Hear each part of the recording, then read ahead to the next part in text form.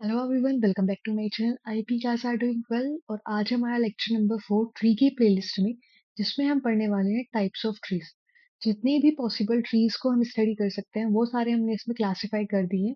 वो स्टडी करेंगे one by one. ये वीडियो सिर्फ एक पर्टिकुलर ओवरव्यू होने वाला है, हर एक टॉपिक का छोटा सा इंट्रो कि एग्जैक्टली कितने टाइप्स के होते हैं ट्रीज और क्या उनके डेफिनेशन है, सिंपल।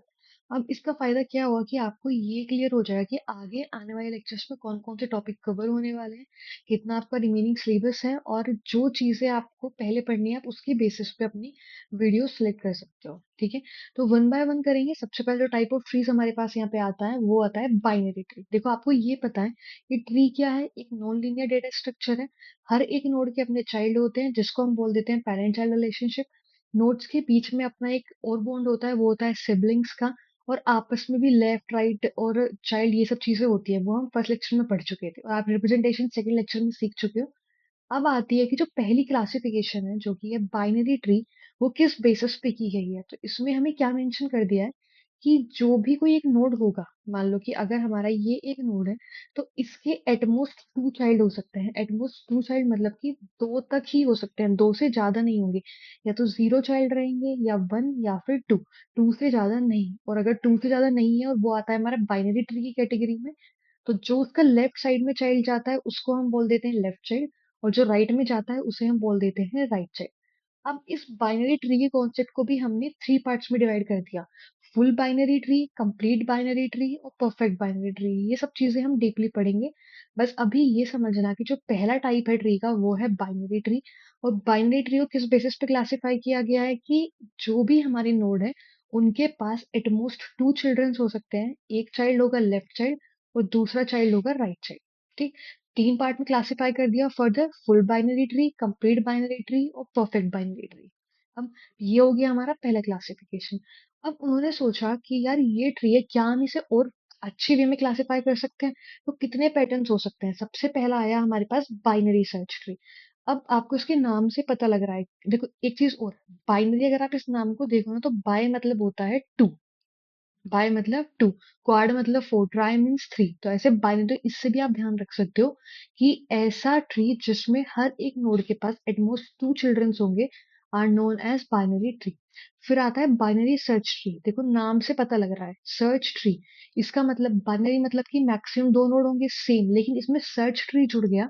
तो इसका मतलब है कि जो हमारे यहाँ पे सर्चिंग की कैपेसिटी होगी ना, या कैपेबिलिटी होगी कि हम किसी नोड को सर्च कर पाए, तो वो बहुत एफिशिएंट होगी। तो नाम से पता लग गया है कि ये हमें किस में हेल्प करने वाला है, सर्चिंग में। अब इसकी क्या कैरेक्टरिस्टिक होंगी, सर्च तो यार इसमें कैसे कर पाएंगे। मान लो कि अगर हमारे पास कोई कोई फॉर्मेट थोड़ी ना हिस्ट्री का, कोई भी नोड कहीं भी जाके अटैच हो सकता था जब तक हम बाइनरी ट्री पढ़ रहे हैं। अब उन्होंने क्या कहा कि सर्च करना है, तो सर्च कब फायदे में रह सकता है, अगर हम एक चीज मेंशन कर दें कि जो ये नोड है उसके लेफ्ट साइड में जितने भी नोड्स होंगे वो सारे के सारे उससे छोटे वैल्यू के होंगे, और जो राइट साइड में होंगे वो उससे बड़ी वैल्यू के। मान लो अगर किसी को यहाँ पर 28 सर्च करना होता, कि मतलब 32 सर्च करना होता, सेकंड वाले ट्री में देखना, अगर 32 सर्च करना होता तो वो ज्यादा सबसे पहले रूट नोड पे, वो है 50। 50 से पूछा कि क्या 50 बड़ा है 32 से, तो उसने बोला हाँ बड़ा है। तो अब हमें लेफ्ट में जाना चाहिए या राइट में जाना चाहिए, ऑफकोर्स हमें किस साइड जाना चाहिए, लेफ्ट साइड। हम आ गए 45 पे। फिर 45 पे खड़े होकर हमने देखा 32 45 से छोटा है कि बड़ा है, तो वो क्या हुआ, छोटा हुआ। तो हम दोबारा कहाँ चले गए, लेफ्ट साइड में, और हमें जिस नोड पे हम खड़े हैं वो हमें 32 मिल गया। और अगर ऐसा होता कि हमसे यहाँ 28 मांग लेता, तो 32 पे हम चेक करते हैं कि 28 इससे बड़ा है कि छोटा है, तो छोटा है तो हम जाते लेफ्ट साइड में। अब आता 20, तो 28 20 से बड़ा हुआ तो ये जाता है इसके राइट में, और राइट में इसे कुछ नहीं मिलता। तो इसका मतलब कि इस पूरे ट्री में 28 नोड एग्जिस्ट ही नहीं करता। तो आप समझ गए होंगे कि यहाँ पे सर्च ट्री क्यों नाम दिया, क्योंकि यहाँ पे सर्चिंग बहुत एफिशिएंट वे में हो सकती है। रूल क्या होगा इसका, सिंपल बाइनरी वाला रूल तो फॉलो करेगा कि एटमोस्ट टू चिल्ड्रन होने चाहिए, लेकिन साथ में सर्चिंग को इम्प्रूवमेंट करने के लिए इसने क्या किया कि जिस भी करंट नोड पर आप हो उसकी लेफ्ट नोड जो होगा उसकी वैल्यू लेस देन होगी, और जो राइट नोड है उसकी वैल्यू ग्रेटर देन होगी करंट नोड की वैल्यू से। तो ये हो गया हमारा सेकंड टाइप का ट्री। फिर हमारे पास आते हैं एवियल ट्रीज, इन्हें हम बोलते हैं self balancing tree. Self balancing tree मतलब कि ये तो समझ में आया कि खुद कर रहा है बैलेंस, एक ट्री जो अपने आप को खुद बैलेंस करके रखता हो। अब ये बैलेंस किस बेसिस पे करेगा? हमें कुछ पता तो होना चाहिए ना कि अगर मुझे बैलेंसिंग करनी है 2 चीज़ों के बीच में, तो मैं किस बेसिस पे बैलेंस करूँगी? वेट के बेसिस पे बैलेंस करूँगी, क्वांटिटी के बेसिस पे करूँगी या किस बेसिस पे करूँगी? तो यहाँ पे जो बैलेंसिंग होती है वो होती है हाइट के बेसिस पे। और हाइट हमने लास्ट लेक्चर में पढ़ी थी कि हाइट क्या होती है किसी भी ट्री की? ग्राउंड लेवल से अपर साइड में कितनी नंबर ऑफ एजेस या फिर कितने नंबर ऑफ नोड्स लाई करते हैं उसका मैक्सिमम वैल्यू। अब ये आता है कि हम क्या करेंगे अगर हमें ये चेक करना हो कि ये वाला ट्री सेल्फ बैलेंस्ड ट्री है या नहीं है, तो हमने क्या किया जिस भी नोड पर हम खड़े हैं उससे लेफ्ट साइड वाले ट्री की हमने क्या किया यहाँ पे हाइट कैलकुलेट कर ली। ऐसे ही हमने राइट साइड वाले ट्री की कैलकुलेट कर ली। कैलकुलेट करने के बाद हमने क्या किया, फिगर आउट कर लिया कि इसकी हाइट कितनी है 1। यहाँ पे 0 होती और यहाँ पे कितनी आती 1 और इधर से कितनी आती 3 की 0। अब ये देखो डिफरेंस कितना है 0 और 1 के बीच में 1 का। इसका मतलब कि अगर हमारा absolute difference height of right subtree and height of right left subtree is equals to 1, इसका मतलब कि वो क्या है, हमारा सेल्फ बैलेंसिंग ट्री है। और वो किसके अंडर आएगा, वो आएगा एबीएल। तो सेम चीज किसके अंदर आती है, ये जो सेकंड ट्री है ये भी क्या है, सेल्फ बैलेंस्ड है। यहाँ देख रहे हो इस वाले नोड पे यहाँ तो 2 है और यहाँ पे कितनी है, यहाँ पे 3। तो 3 - 2 कितना आ गया, यहाँ पे 1। तो हाइट कितनी, यहाँ पे ये ट्री सेल्फ बैलेंस्ड हुआ या नहीं, तो 3 - 2 1 आ रहा है। इसका मतलब कि ये ऐसा ट्री है जो कि सेल्फ बैलेंस्ड है, क्योंकि जो हाइट का डिफरेंस है लेफ्ट और राइट सब ट्री में वो कितना है, 1 है। और इसमें अगर हम कोई ऑपरेशन भी परफॉर्म करते हैं ना, मान लो कि हमसे बोला गया इस 2 को रिमूव कर दो, तो रिमूव करने के बाद भी जो ट्री क्रिएट होगा वो भी सेल्फ बैलेंस ट्री ही होना चाहिए। और ये बहुत बड़ा टॉपिक है, आगे जाके पढ़ेंगे। एक वीडियो में सब चीजें नहीं समझाती और ना ही आप समझ पाओगे। तो बस ये ध्यान रखना कि चाहे उसमें डिलीशन हो चाहे इंसर्शन हो, कोई से भी टाइप का ऑपरेशन हो, चाहे एडिशन ऑफ नोड या रिमूवल ऑफ नोड, ट्री अपनी ये वाली प्रॉपर्टी नहीं छोड़ेगा, वो सेल्फ बैलेंसिंग मेंटेन करेगा। और सेल्फ बैलेंसिंग अगर मान लो यहाँ पे 2 को हटाते हैं तो सेल्फ बैलेंसिंग नहीं हो पाती। तो हम क्या करते हैं, नोड्स को इस तरीके से डिस्प्लेस करेंगे जिससे वो ट्री दोबारा से एबीएल ट्री बन जाए। तो ये हो गया हमारे थर्ड टाइप का ट्री। फिर आता है red black tree. Red black tree भी क्या है, एक सेल्फ बैलेंस ट्री है। पर इसके नाम से आपको पता लग रहा है यहाँ पे क्या हो गया, 2 कलर्स आ गए, एक रेड और एक ब्लैक। तो इसमें आपको पता है, सर आपको बताया लास्ट वाले टॉपिक में कि सेल्फ बैलेंसिंग होना ठीक है, लेकिन बैलेंसिंग किस टर्म्स में होनी चाहिए वो डिफरेंट है। तो एवियल ट्री क्या करता है, अपने सब ट्री की हाइट के बेसिस पे करता है बैलेंसिंग। रेड ब्लैक ट्री क्या करेगा, ये सेल्फ बैलेंसिंग ट्री होगा, लेकिन जो नोड्स होंगे ना वो कलर्स में होंगे, कुछ नोड्स ब्लैक कलर के होंगे, कुछ नोड्स रेड कलर के होंगे। और वो कलर रूल्स होते हैं, कुछ प्रॉपर्टीज होंगी वो मैं आपको सिखाऊंगी। उनके बेसिस पे ट्री अपने आप को क्या करेगा, सेल्फ बैलेंस करेगा। फिर चाहे कोई सा भी ऑपरेशन परफॉर्म हो, रिमूवल ऑफ नोड्स या फिर एडिशन ऑफ नोड्स, ट्री अपनी प्रॉपर्टी लीव नहीं कर सकता। उसके बाद आता है हमारे पास बी ट्री। अब एक चीज बताओ, अभी तक ये भी एक सेल्फ बैलेंसिंग ट्री है, एवीएल भी, रेड ब्लैक भी और बी ट्री भी। एवीएल कहता है मैं अपनी हाइट के बेसिस पे सेल्फ बैलेंसिंग करूंगा, रेड ब्लैक ट्री कहता है कि मैं अपने कलर्स के बेसिस पे बैलेंसिंग करूंगा। बी ट्री में ऐसा किया है, और हम क्या कर चुके हैं, बाइनरी ट्री पहले एक्सप्लेन कर चुकी हूँ मैं आपको। तो बी ट्री और बाइनरी ट्री में फिर क्या डिफरेंस हुआ। तो बाइनरी ट्री क्या होता है, बाइनरी ट्री मैं आपको बताया, बी बी आई बाय का मतलब क्या हुआ, two, two child at most. तो अगर हम अपने ट्री में, हमारे पास बहुत बड़ा डेटा है और बस हम सिर्फ 2 2 वैल्यूज ही रखते चले जाए, तो आपको नहीं लगता कि ये ट्री बहुत बड़ा बन जाएगा एक बहुत बड़े डेटा के लिए, जिसमें मान लिया हम चलो सर्चिंग इजी है, इंसर्शन इजी है, डिलीशन इजी है, पर क्या इतना बड़ा ट्री बनाना मेमोरी एफिशिएंट होगा। तो उस चीज को ओवरकम करने के लिए हमारे पास आते हैं बी ट्री। ये करता है कि जो ये एक नोड में हम सिंगल एक वैल्यू सेव कर रहे थे ना, यहाँ पे ये क्या करेगा, मल्टीपल वैल्यूज को सेव कर सकता है एक ही नोड के अंदर।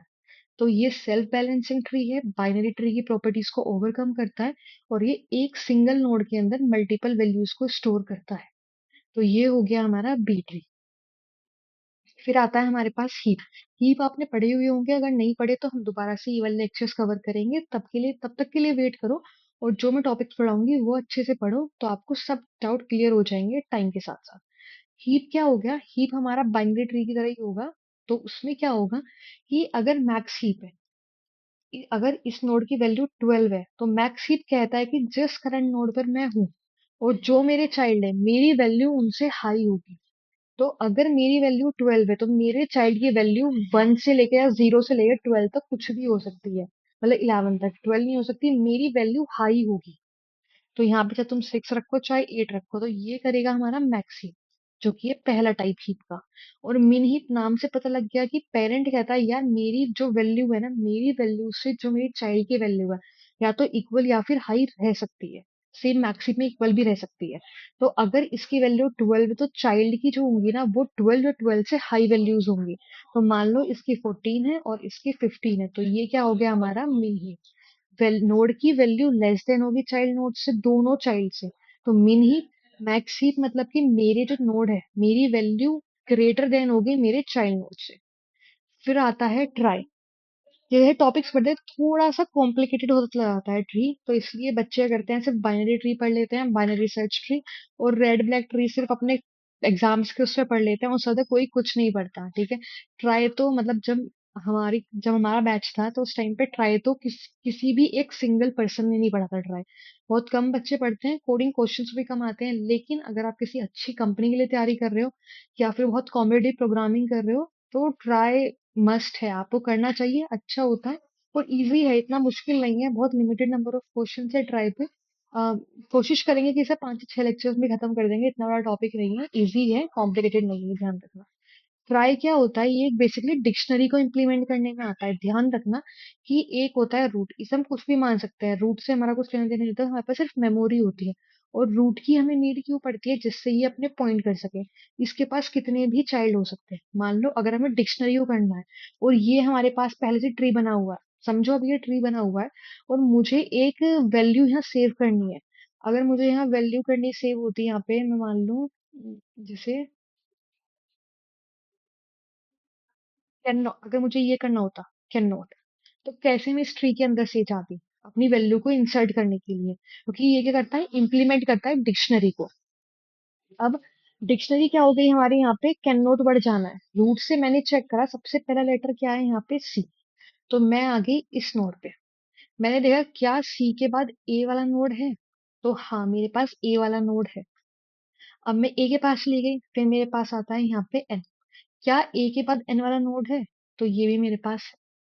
फिर एन के आगे मैं गई, फिर मैंने चेक करा इसके बाद एक एन और होना चाहिए, तो क्या इसके पास है, तो इसके पास नहीं होगा, तो ये अपने पास एक एन नोड अटैच कर लेगा। फिर जो नेक्स्ट नोड है ओ भी नहीं है इसके पास, तो ये भी अटैच हो जाएगा। फिर टी, टी भी नहीं है, तो ये क्या हो जाएगा, टी भी अटैच हो जाएगा। तो ऐसे करते करते हमारे एग्जिस्टिंग ट्री में हमारी जो नया वर्ड होता है वो इंसर्ट होता रहता है। तो ये है ट्राई। ये हमारा यूज, ये तो प्रीफिक्स ट्री होता है। प्रीफिक्स क्या हुआ, पहले के वैल्यू, जैसे कैन नोट का प्रीफिक्स हमने क्या मान लिया, कैन, जो कि पहले से ही था, तो इसलिए इसका हम बोल देते हैं प्रीफिक्स ट्री। प्रीफिक्स फाइंड होगा उसके बाद वो वर्ड ऐड हो जाएगा उसके आगे। ये यूज किस लिए होता है, डिक्शनरी को इम्प्लीमेंट करने में या फिर जो हमारी फीचर्स हैं उन्हें ऑटो कंप्लीट करने के लिए। और जो लास्ट टॉपिक बचता है हमारा टाइप्स ऑफ ट्रीज में, वो है सेगमेंट ट्री। ये आपको पढ़ने की नीड नहीं है, आपके कहीं पे भी यूज नहीं आने वाला, अनटिल एंड अनलेस आप बहुत ज्यादा हाई कैलकुलेशन वाली चीजें नहीं करते हो, और जो कि शायद आप लोग अभी नहीं करोगे। तो ये क्या होता है, ये जो हम कंप्यूटेशनल ज्योमेट्री में यूज आता है कि हमारे पास कोई इक्वेशन है या कोई वैल्यू है, उसके बेसिस पे लेफ्ट नोड कैलकुलेट हो रहा है, राइट नोड कैलकुलेट हो रहा है, मतलब पूरा मैथमेटिकल टर्म्स के लिए क्रिएट किया जाता है सेगमेंट ट्री। हम इसे नहीं पढ़ने वाले हैं। तो बेसिकली जो आगे आने लेक्चर्स हैं उसमें हम 7 टाइप्स के ट्रीज पढ़ने वाले हैं। Binary tree, binary search tree, AVL tree, red black tree, उसके बाद आता है हमारे पास बी ट्री, और फिर आ गया हमारे पास ट्राई। तो ये सारे पार्ट्स होने वाले हैं हमारे नेक्स्ट वीडियोस के लिए। तो ट्राई करना कि एक छोटा सा इंडेक्स, अगर आपने कोई सेपरेट कॉपी क्रिएट की हुई है तो स्टार्टिंग में एक इंडेक्स बना लो कि ये टॉपिक इस पेज से इस पेज तक कवर है, बेसिक इंट्रो रख लो कि इसका इंट्रोडक्शन ये है कि इस ट्री में ये आता है ये। तो आपको एटलीस्ट टाइप ऑफ ट्रीज याद हो जाएंगे अभी के लिए, क्या क्या उनकी डेफिनेशन है वो। तो आपको कभी भी कंफ्यूज होने की नीड नहीं है कि यार कितने टाइप कितने टॉपिक्स हमारे ट्रीज के अंदर आते हैं। जैसे ही आप ये टॉपिक्स कवर कर लोगे आपका ट्रीज कंप्लीट हो जाएगा, ठीक है। तो यही था आज की वीडियो के लिए। नेक्स्ट वीडियो से हम पढ़ने वाले हैं सबसे पहला टाइप बाइनरी ट्री, जिसमें से आपके सबसे ज्यादा क्वेश्चंस बनते हैं, सबसे नंबर ऑफ क्वेश्चंस आते हैं ज्यादा पूछ, तो कंपनी कोई पूछती है तो उसमें भी अच्छे। ये बाइनरी सर्च ट्री और बाइनरी ट्री बहुत इंपॉर्टेंट टॉपिक्स हैं, डीपली डिस्कस करेंगे। जितने नंबर ऑफ क्वेश्चंस हो पाएंगे सारे क्वेश्चन सोल्व करेंगे। और मैं कोशिश करूंगी कि थ्योरी एक साइड चलती रहे, जैसे बाइनरी ट्री खत्म होगा ना उसके बाद थ्योरी जैसी कंप्लीट हो गई, मैं अपनी एक साइड में प्लेलिस्ट शुरू करूंगी जिसमें हम सारे के सारे क्वेश्चन सॉल्व करेंगे बाइनरी ट्री के प्लेटफॉर्म्स के थ्रू, जो कि एग्जिस्टिंग कंपनीज में पूछे गए हैं, एग्जिस्टिंग राउंड्स जो हुए हैं उन कंपनीज के, जिससे आपको स्टैंडर्ड प्रॉब्लम्स के साथ साथ क्या हो जाए, अदर प्रॉब्लम्स की भी प्रैक्टिस हो जाए। तो ये मेरा आगे का वो रहने वाला है मोटिव प्लेलिस्ट क्रिएट करने का। तो अगर हो सके तो जितना अभी तक के 4 लेक्चर्स हो चुके हैं उन सबको रिवाइज करो, पढ़ लो, किसी में भी कोई डाउट हो गूगल यूज करो, वरना मेरे साथ कमेंट सेक्शन में भी पूछ सकते हो। और फिर हम करेंगे बिल्कुल एक नई स्टार्ट बाइनरी ट्री के साथ। ठीक है, तब तक पढ़ते रहो, और अगर मन करे, अच्छा लगता हो, तो मुझे मोटिवेट करने के लिए आप शेयर कर सकते हो, सब्सक्राइब कर सकते हो चैनल को, या फिर कमेंट में मुझे बता सकते हो कि आपको ये सारे लेक्चर्स कैसे लग रहे हैं। ठीक है, तो मिलते हैं नेक्स्ट वीडियो में। Bye bye.